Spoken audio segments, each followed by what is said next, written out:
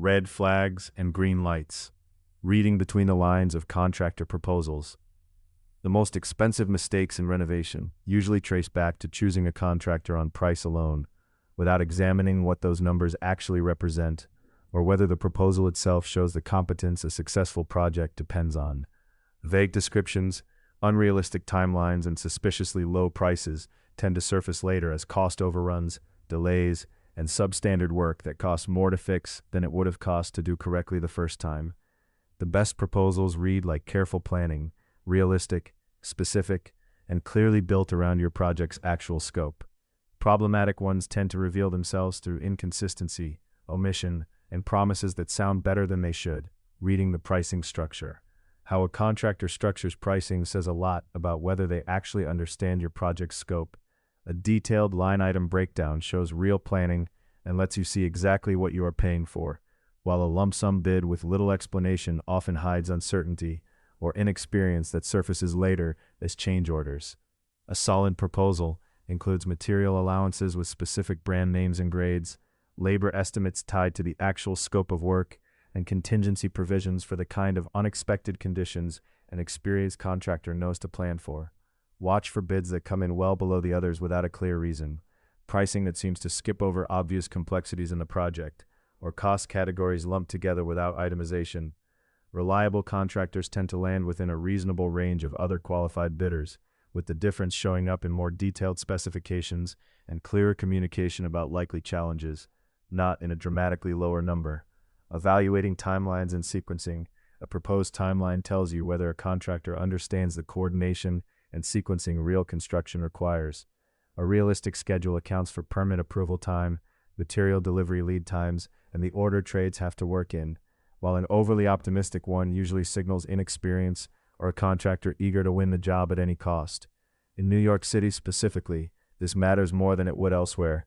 DOB permit review alone typically runs anywhere from a couple of weeks for simple work to several months for anything structural or in a landmark building, and co-op or condo buildings add their own board approval process on top of that.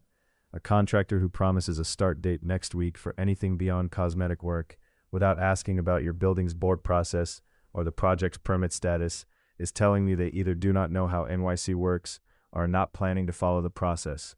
A good proposal includes specific milestones, payments tied to completion phases, and some allowance for weather or other delays outside anyone's control. Assessing communication and documentation. How a proposal is written and presented tends to predict how communication will go once construction starts. A professional proposal has clear project descriptions, proper licensing and insurance information, and a clear procedure for handling changes that come up mid-project. In New York City, licensing has two separate layers worth checking. Any contractor doing residential renovation work needs a home improvement contractor license from the city's Department of Consumer and Worker Protection, which is distinct from the trade-specific DOB licenses required for plumbers and electricians performing their own work. Insurance matters just as much. Most Manhattan co-op and condo boards require the contractor's general liability policy to name the building as an additional insured, not just list a policy number on the proposal. Both the HIC license and DOB trade licenses can be verified directly. DCWP's license lookup confirms HIC status, and the DOB's building information search lets you check a contractor's standing before signing anything. A handwritten estimate, a proposal with no license number, or one that cannot answer a direct question about insurance is worth treating as a serious warning sign rather than a minor omission. Warning signs worth taking seriously. A few patterns in early paperwork tend to predict trouble later. A vague scope of work with no specifics on materials or responsibilities. No license or insurance information offered up front. Pressure to pay an unusually large deposit before any work begins. Reluctance to provide references. Confusion or evasiveness about who is filing permits. Verbal promises that never make it into the written contract. And a pattern of late or inconsistent communication. On the deposit specifically, New York law requires that any payment a contractor collects before the job is substantially complete be held in an escrow account or backed by a surety bond, and the contractor has to disclose where that money is being held. A contractor asking for a large cash deposit outside of that structure or unwilling to say where the money goes is not following a process that exists specifically to protect you. If a contractor avoids documentation or specifics in general, that pattern usually continues once the work itself begins. When a low bid is a warning, not a bargain. A price significantly below every other bid, often by 30% or more, deserves scrutiny rather than excitement. The most common explanations are not flattering: unlicensed or undertrained labor, generic or unspecified materials that leave room for cheap substitutions later, missing permit or inspection costs that suggest corners will be cut, a timeline that does not match the project's real complexity, or no allowances for fixtures and finishes that will turn into upcharges once the work is underway. The risk with very low bids tends to show up mid-project rather than up front.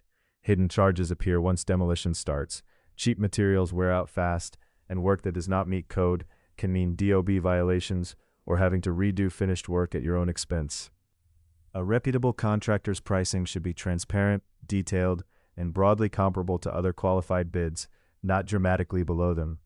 What red flags in a proposal or contract should warn you a contractor might be unreliable or risky? Certain signs in early paperwork can indicate future problems. Watch for major red flags: vague or incomplete scope of work, no details about materials, timelines, or responsibilities, no license or insurance information provided up front, pressure to pay a large upfront deposit, more than industry standards, refusal to provide references or examples of past work, missing permit responsibilities, unclear who's filing, or contractor says permits aren't needed when you know they are, verbal promises not written in the contract, no project timeline or only a verbal estimate of duration, unprofessional communication, late replies, unclear answers, or inconsistent information. If a contractor avoids documentation or specifics, it usually means the project won't be handled with transparency or accountability. How can you tell if a price is unreasonably low? And when is a low bid a warning sign rather than a bargain? A low price can be appealing, but in renovation work, it often signals risk. Signs a low bid is suspicious. The quote is significantly cheaper than all other bids, 30% plus difference. Labor cost is unusually low, suggesting unlicensed or untrained workers. Materials listed are generic or unspecified, leaving room for cheap substitutions. Permit or inspection costs are missing, indicating corners may be cut. Short or unrealistic timelines that don't match project complexity. No allowances for fixtures, appliances, or finishes, meaning you'll face big upcharges later. Why very low bids are dangerous. Hidden charges often appear mid-project. Cheap materials lead to fast deterioration. Work may not meet code, risking DOB violations and costly corrections. Poor workmanship can reduce home value and require redoing the job. A reputable contractor's pricing should be transparent, detailed, and comparable to industry standards.